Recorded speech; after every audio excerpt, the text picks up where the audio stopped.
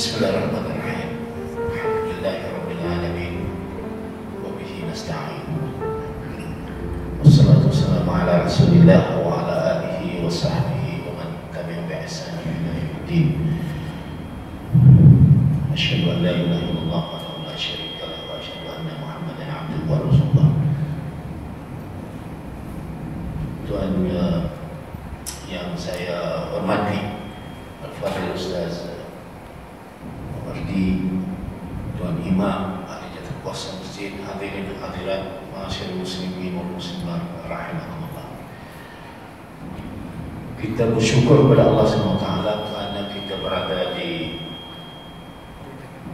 rumah Allah ini dalam rangka mengaitkan, menghubungkan kita di rumah Allah ini dengan satu lagi rumah Allah yang ditutup untuk kita mengambil perhatian. Mudah-mudahan apa yang kita hasratkan pada malam ini mendengar suatu kupasan, suatu penjelasan tentang apa yang kita sering dengar, iaitu Baitul Maqdis atau disebut Al-Quds, dan di dalamnya ada suatu masjid yang sangat diberi perhatian oleh Rasulullah SAW dan umat Islam keseluruhannya, itu Masjidil Aqsa. Dalam kupasan yang telah diberikan sedikit sebanyak tadi, saya ingin membuat sedikit latar belakang supaya kita faham kenapa masalah ini sangat-sangat penting untuk kita beri perhatian. Pada tahun 1915 ada suatu rancangan yang dibuat oleh sebuah kuasa besar ketika itu, iaitu British. Pada zaman British lah, kalau orang kata nak cari kuasa imperialis atau kuasa penjajah, ialah British. Ada suatu orang yang telah menasihat Queen atau permaisuri British. Dia kata, kita ini suatu kuasa yang besar yang boleh mengawal dunia, tetapi kita kena awasi ada satu kawasan yang satu bahasa, satu agama, satu bangsa.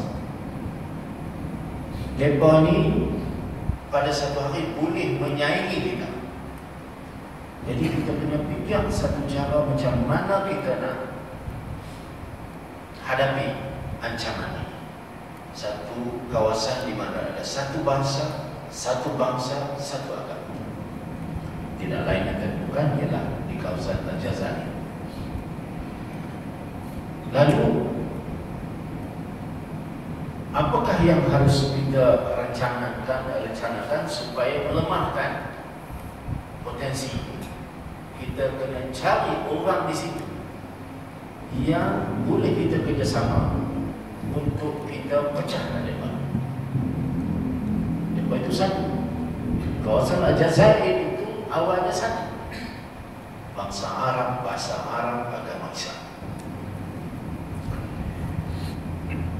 Mereka pun mencari suatu pemikiran untuk cari siapa dia yang boleh kita berkira.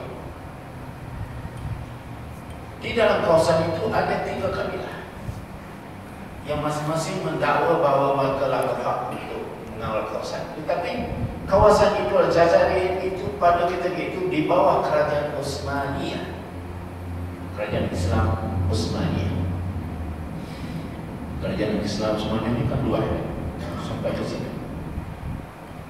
3 poin. Pertama, nama Syarif Husain bin Ali. Yang kedua, Ibnu Saud. Yang ketiga, Ibnu Rashid.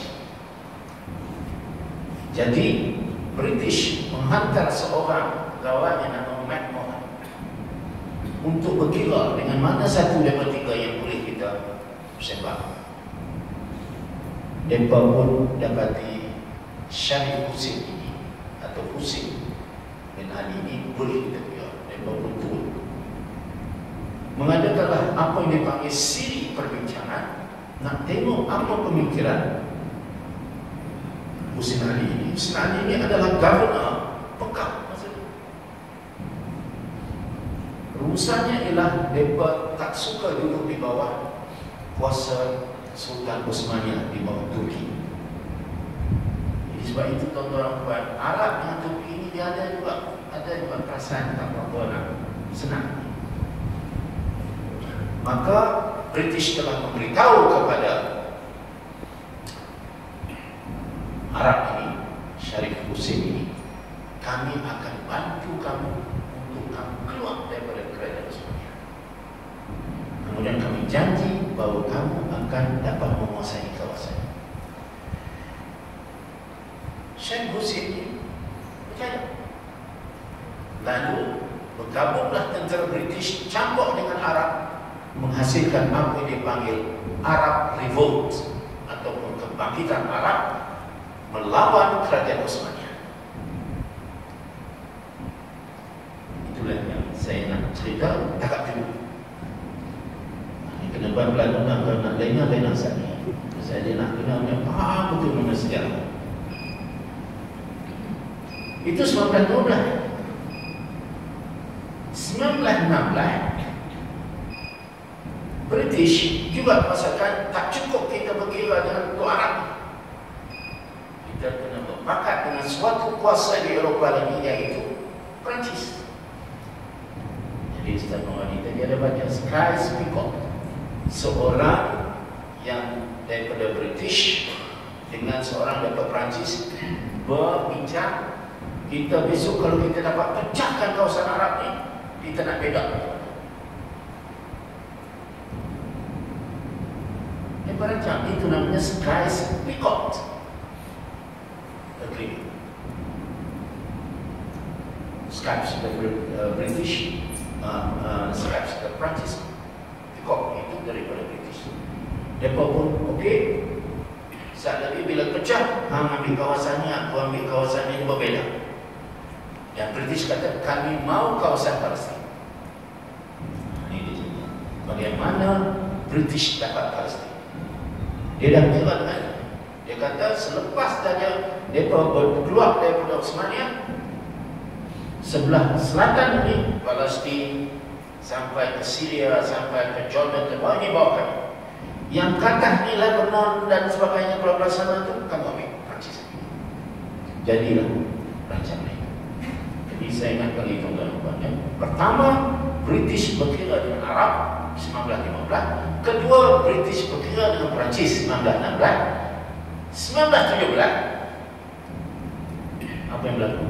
British berkira dengan Yahudi. Ini tiga dia.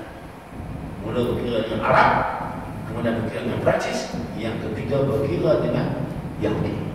Apa dia Yahudi? Yahudi adalah satu bangsa yang telah ditembak oleh Allah kerana mereka itu bangsa yang dilaknat. Lari ke Rusia, lari ke Jerman, lari ke Kanada, lari ke US, lari ke Eropah, jadi bangsa-bangsa. Semua negara tak mahu mereka. Pasal mereka ni perangai bodoh. Termasuk British. British pun kata ada masyarakat Yahudi ini buat pening pada kita, kita kena cari satu tempat mereka keluar. Maka berkiralah antara kerajaan British, seorang menteri luar yang namanya James Arthur Balfour. Siapa yang duduk depan ni? Kenapa saya tanya duduk belakang selama. Apa nama dia?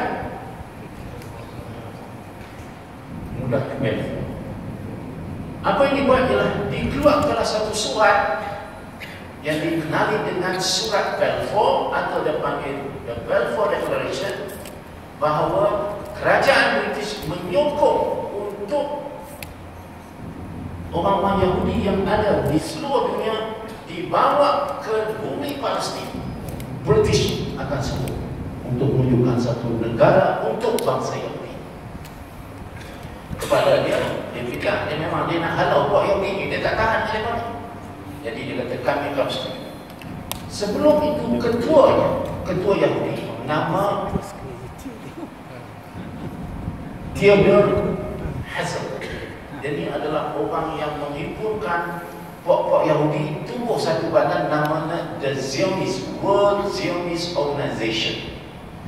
Tujuannya ditubuhkan adalah untuk rancang di mana kita nak duduk orang Yahudi yang selera. Bila dia buat satu rancangan pada tahun 1897 di Basel, ya, dia panggil The Basel Convention. Mereka telah buat satu rancangan, kita kena buat satu negara untuk orang Yahudi. 1917 British sambung dengan Balfour Declaration. Maka 1915 dengan Arab, 1916 dengan Perancis, 1917 dengan Yahudi. Mereka pun merancang. Ketika itu kerajaan Osmania dalam keadaan terhutang. Ini bahaya tuan. Yang kerajaan Osmania ini kuat, tapi kerana dia terhutang, dia lemah masa itu. Sultan Hamid ditawarkan, berpakatlah orang Yahudi dan British, tawarkan kepada kerajaan Osmania bahawa kamu serah Palestin. Palestin juga di bawah Osmania di masa itu. Ya. Kamu serah, kami bayar hutang. Inilah kata-kata Sultan Hamid yang mengatakan bahawa kami tidak akan menyerah barang satu inci tanah. Dan fatwa ulama masa itu mengatakan haram siapa menjual tanah di Palestin. Tetapi tuan-tuan, dengan kekuatan dan rancangan orang Yahudi dan British ini, dan didalami oleh Arab, ini yang saya nak ulang, Arab, didalami oleh Arab, mereka telah dapat menjatuhkan kerajaan Osmania. Nak tubuh kerajaan Israel ataupun Yahudi ini, penghalangnya adalah kerajaan Osmania. Jadi jatuhkan dulu kerajaan Osmania. Maka berpakatlah Arab dengan British ini dan juga orang Yahudi. Maka jatuhlah kerajaan Osmania pada tahun 1924. Okey. Bila jatuh, maka British dengan Perancis mengatakan mari kita bedak seperti yang kita rancang. Tiba-tiba di kabilah ini, di Aljazair ini, bangkit Ibn Rashid dan Ibn Saud. Dia berkata, sebelum Ansar hari kena sembang kami dulu. Walaupun hang berkira dengan Syarif Hussein, tapi kami ada hak juga. Di kawasan timur, di kawasan barat dan di kawasan selatan. Yang Syarif Hussein ini di kawasan Jeddah, yang Rashid ini di bawah kawasan Hadar Yaman, yang Ibn Saud ini di Riyadh. Dia berkata kita kena sembang. Jadi British kata ni nampaknya Syarif Hussein ini macam lemah. Pasal dia tuntut, dia kata saya nak semua, tapi British kata kita kena jaga juga puak yang lain. Berkira nak ringkas cerita tuan-tuan, Ibn Saud yang bersetuju bila British kata kami nak ambil alih bumi Palestin dan letak orang Yahudi situ. Syarif Hussein agak keberatan, Ibn Rashid pun agak keberatan, Ibn Saud bersetuju. Serahkan kami Aljazair ini dan kami bersetuju untuk kamu ambil Palestin selama pada Yahudi. Siapa yang raja Ibn Saud yang pertama? Sultan Abdul Aziz. Mereka bunuh ulama-ulama daripada kalangan orang daripada buat Syarif Hussein. Maka 1932 tuan, SKA diisytiharkan. Apa dia SKA? The Saudi Kingdom of Arabia. Diberi pada keluarga Saud. Bersama pejabatan ambil Palestin. 1932. Bila itu berlaku tuan-tuan, maka seorang yang bernama Muhammad Abdul Wahab datang jumpa Ibn Saud. Dia ini adalah orang dikata ulama yang sangat berpengaruh dan berpendirian untuk menjaga kemurnian Islam, terutama bab akidah. Dan dia membawa pemikiran keras. Jadi dia bersembang Ibn Saud 1932 pemerintahan hang ambil aliran agama kami buat. Maka jadilah Wahabi. Nampak macam kawasan itu. Kalau Ustaz mau pergi antara Jeddah pergi ke Madinah, di tengah-tengah tu kalau naik kereta yang akan lalu kawasan nama Al-Qasim, itu pusat Wahabi. Dan saya diminta syarat ke sana. Kita di Balai Bukti tak ada. Kita tengok pokok ni kita naik kubur. Dia minta saya bersama tentang masalah global. Okay. Jadi Saudi Arabia ditubuhkan pada tahun 1932 dengan keluarga Saudi berkuasa dan aliran agama Wahabi dan Ahmad Wahabi sampai dari ditanya sampai. Baik, tuan-tuan. Apabila berkembanglah sejarah ini 1932, Saudi juga tidak merasa apa-apa untuk membela orang Palestin. 1948 Israel diistirahatkan. Di mana? Di bumi Palestin. Saudi tidak bertindak. Dibiarkan. 1948 tertubuhlah negara Israel. Antara 1932 yang Saudi telah terbina itu, yang telah menjadi sebuah negara, sampai 1948 British telah melakukan serangan bersama dengan orang Yahudi ke atas kampung-kampung orang Palestin dan ribuan yang mati. Kita ada Jenin, kita ada peristiwa pembunuhan di Jericho, kita ada peristiwa pembunuhan yang dia panggil Deir Yassin.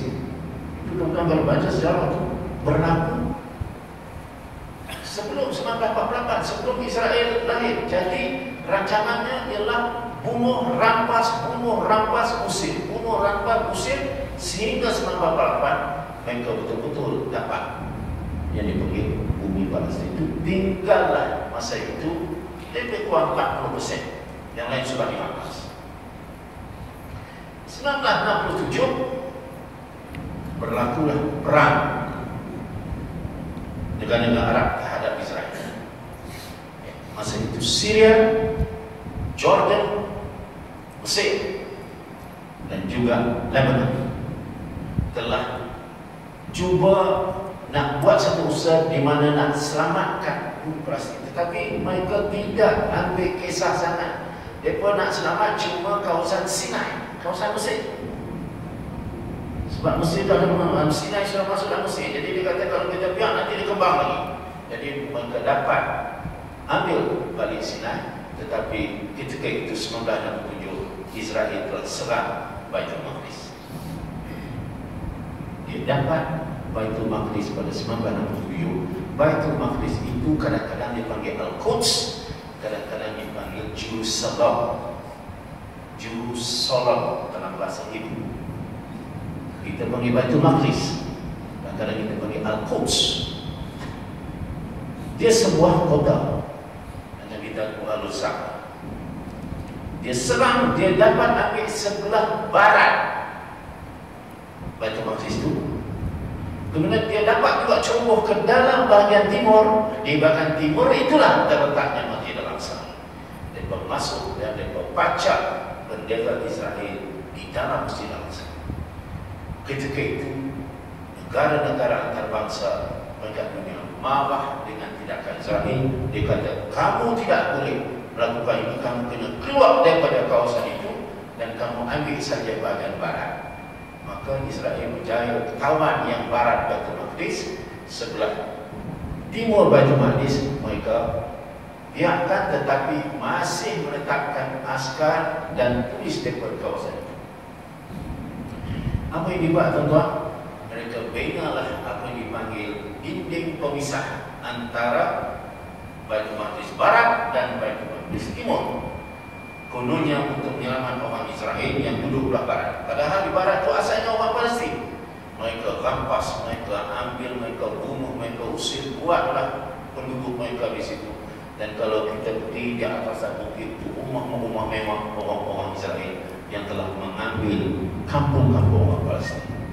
Jadi untuk mereka rasa selamat daripada orang Palestin, mereka buat suatu dinding pemisah 820 km lebih kurang daripada kanan sampai Jerusalem. Dia buat macam mana? Dia bukan buat straight, dia buat mega-mega. Pasal apa dia buat mega-mega? Kerana dia nak beda kawasan yang kering pergi belah orang Palestin, kawasan ada air masuk dalam bahagian Israel.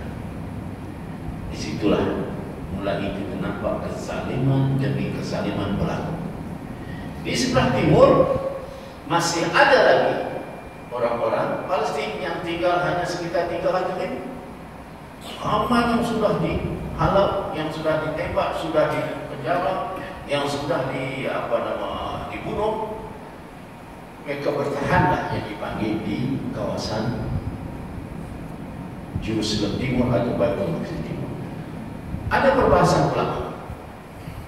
Mereka berkata di situ ada Masjid Al-Aqsa. Adakah Masjid Al-Aqsa ini dalam kawasan itu saja Masjid Al-Aqsa? Dia berkata ada ulama mengatakan seluruh Baitul Maqdis itu ada Masjid Al-Aqsa. Ada yang sampai mengenai. Ada yang mengatakan tidak, hanya the old city di kawasan Jerusalem Timur itu, yaitu Baitul Maqdis, kawasan kota lama. Dia kata di situ saja Baitul Maqdis. Ada yang mengatakan yang Ustaz Mawar disebut tadi, yang 144,000 meter persegi, itu saja Masjid Al-Aqsa. Ada yang mengatakan Masjid Qibli, yang di dalam itu saja Masjid Al-Aqsa. Jadi ini ialah perbahasan ulama-ulama. Pokoknya kawasan itu asalnya milik umat Islam. Baik, tuan-tuan. Kenapa kita bahas tentang Masjid Al-Aqsa ini? Sebab sejarahnya sangat besar kepada umat Islam. Bumi Palestin itu, bumi Baitul Maqdis itu telah dibuka oleh, setelah lama dibuka kembali oleh Sayyidina Umar bin Khattab. Ingat peristiwa bila Sayyidina Umar hantar tentera nak menawan bumi itu, sebab bumi itulah bumi para anbiya. Bumi itu bumi yang menempatkan para syuhada. Bumi itu ada peristiwa Isra wal Mi'raj. Bumi itu adalah bumi di mana Rasulullah SAW menjadi imam kepada 124,000 para anbiya. Bumi itu adalah di mana Masjid Al-Aqsa, masjid yang ketiga termulia. Semua di situ. Maka sebab itu kita beri perhatian sungguh-sungguh. Tetapi yang saya nak sembang dengan tuan-tuan ialah Baitul Maqdis ini juga disasar oleh Yahudi untuk menjadi pusat Yahudi.